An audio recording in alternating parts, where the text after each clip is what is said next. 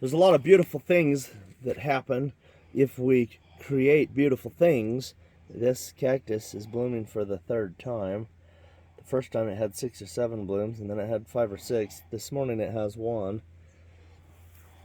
And it's just beginning to open this morning. In a couple hours it'll be fully opened and blooming wonderful. The tulips were spectacular, and now they're about finished. So they're all about over and done. And now the alliums are coming into bloom, which these are just normal or onion chives here. And onion chives here.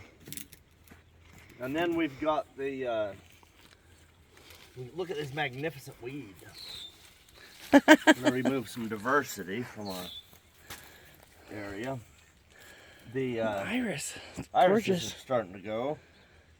And I'm excited because the raspberries are thickening up, and we have some blossoms here. So it looks like we're going to have a raspberry crop this year. That's exciting. Not much of a crop because that's the raspberry patch. This is the third year, right? Yeah, and since you planted. It took them forever to get going, but they're starting to thicken up. So this entire bed, there's little raspberry plants in there that I've put in, and they're all starting to take off this year. I think they really enjoyed the snow that was in here,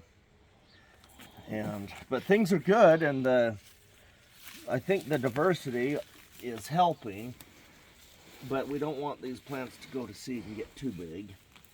So see this grass plant here, how the seeds are on there? This is when you remove weeds.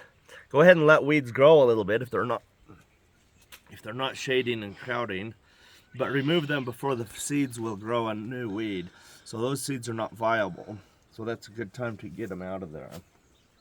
So here's another one, and there's one.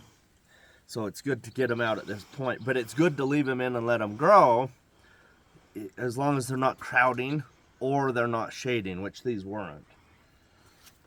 Hopefully that helps you to remove a weed from your flower patch.